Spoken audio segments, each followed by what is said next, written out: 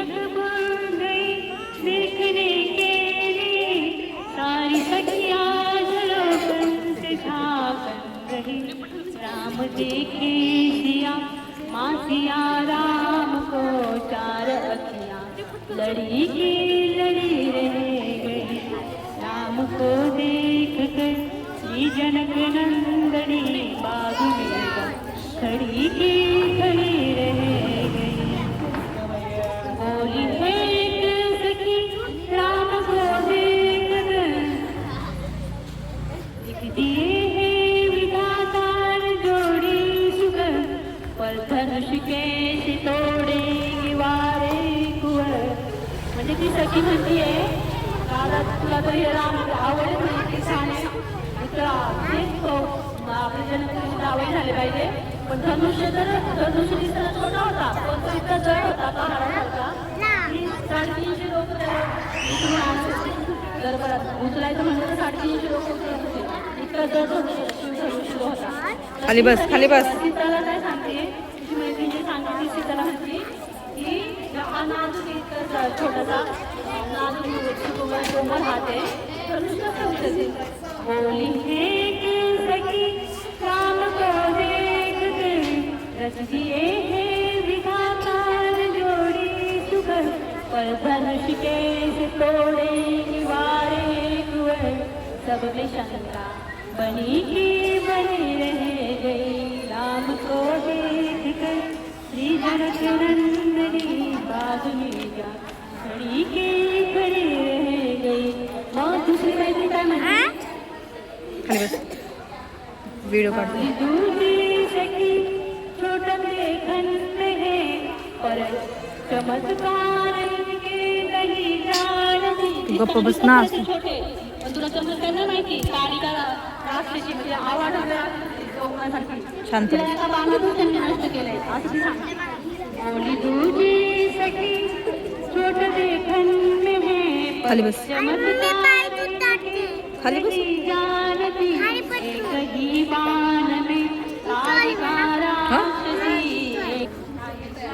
श्री स्वामी समर्थ। तर आपण इथे सीता स्वयंवर ही थीम ठेवलेली आहे।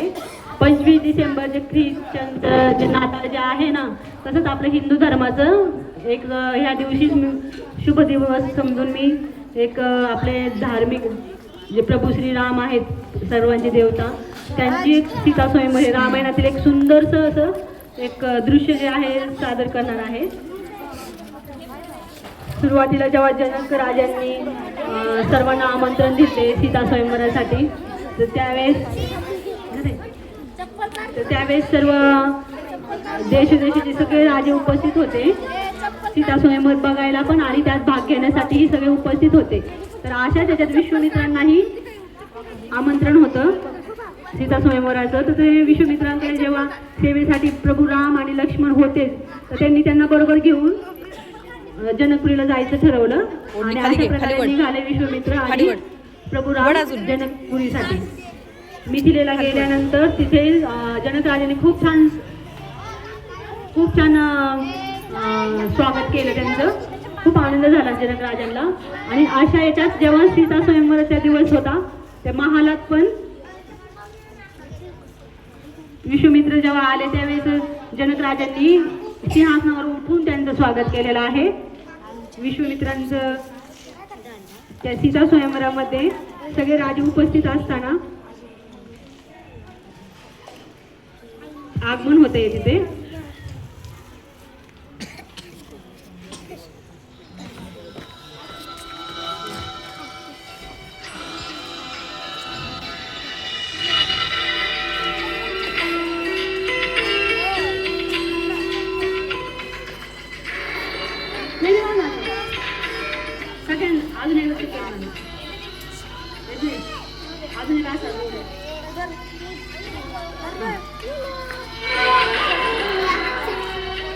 सर्वांनी टाळ वाजवायचे जोरात।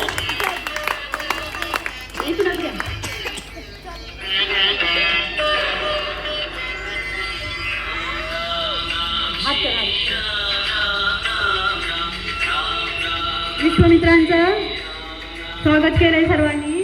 बसले आता विश्वामित्र येऊन बसले त्या सभेमध्ये सीता स्वयंवर जिथं आहे तिथे, आणि प्रभू रामांनाही बसायला सांगितलेलं आहे. लक्ष्मण पण बसले आहे.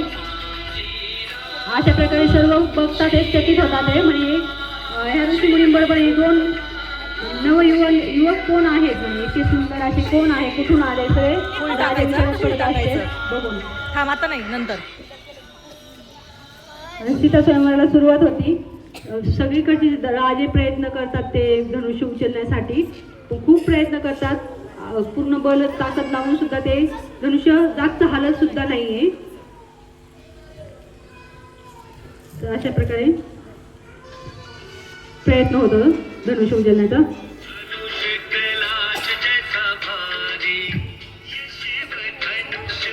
तिकडून ये, असं ये. टाळ्या वाजवा सर्वांनी, खूप छान करते ऍक्टिंग.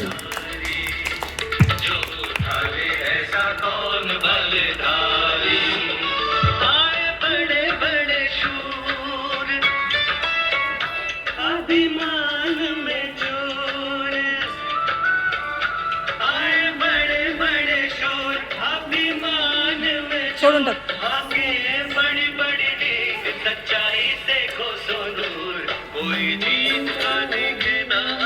खूप छान, खूप छान.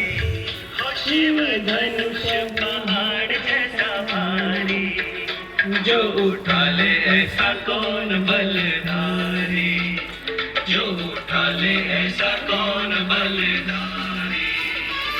अशा प्रकारे सर्व राजांनी प्रयत्न केला, पण ते धनुष्य काय कुणालाच उचललं गेलं नाही. मग जनक राजांना प्रश्न पडला की मग सीता स्वयंवर होणार की नाही, असेच राहणार आपली सीता स्वयंवर कसं काय होणार, म्हणजे एवढे बलवान राजा असून उचललं गेलं नाही. मग सगळ्यांचं लक्ष प्रभू रामांकडेच होतं की त्यांनी उठावं, आणि सीता मातांनी तर गौरी माताला विनंतीच केली होती की हे फक्त प्रभू रामांनाच उचललं पाहिजे शिवधनुष्य, मी त्यांना धार घालणार, असा तिचा प्रणच होता. तिचं सगळं लक्ष रामांकडेच होतं, ते कधी उठतात त्या याच्यातच होती. मग अशा प्रकारे सगळ्यांचं हे बघून मिथिलेचे सगळ्यांचं हे विचार बघत होते, म्हणत होती की जावई फक्त रामच झाले पाहिजे सगळे लक्ष देत होते. तर मग विश्वामित्रांनी म्हणून हसले. विश्वामित्रांना सगळं माहीत होतं की हे कशाची वाट बघतात ते. मग त्यांनी सगळ्यांना शांत केल्यानंतर प्रभू रामांना शांततेत असं जा म्हणून सांगितले की यशस्वी हो म्हणून सांगतात, ते धनुष्य उचलायला जा म्हणून त्यांना आदेश दिल्यानंतर गुरूंचा आदेश शिरोधारी मानून प्रभू राम उठतात, गुरूंचं दर्शन घेतात, प्रभू राम उठतात.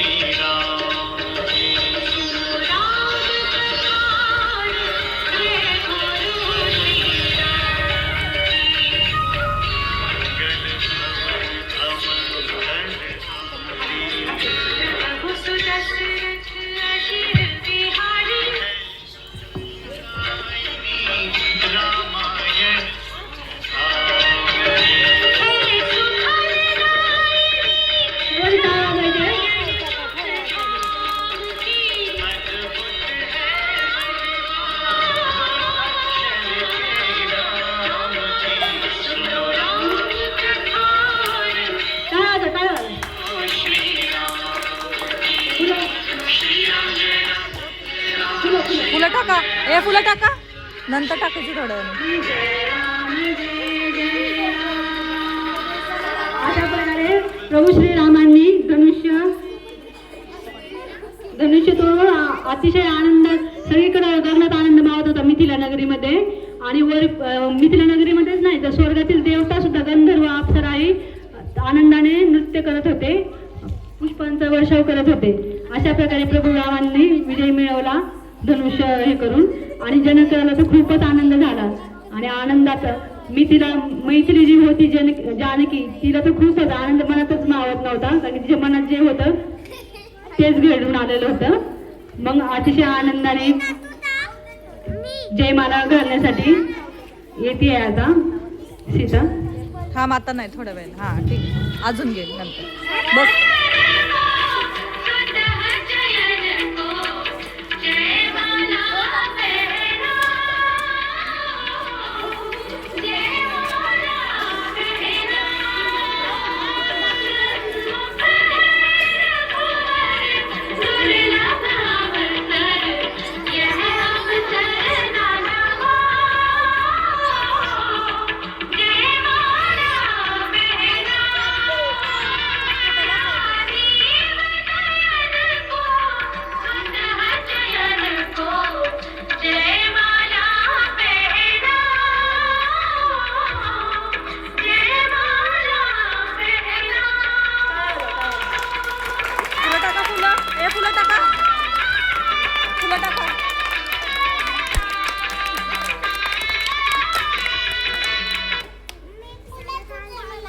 अशा प्रकारे सीता स्वयंवर झालं. संपले.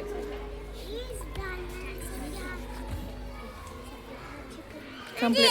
नेपाळमध्ये संपले. शंखही वाजला गेला. कुठे फुलं? संपले, झालं.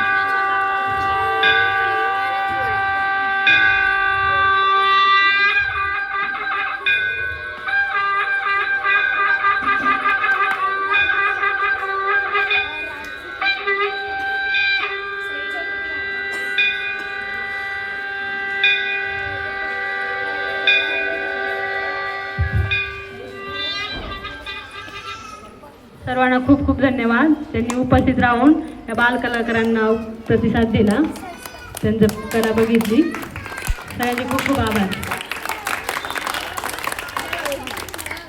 आले इकडे.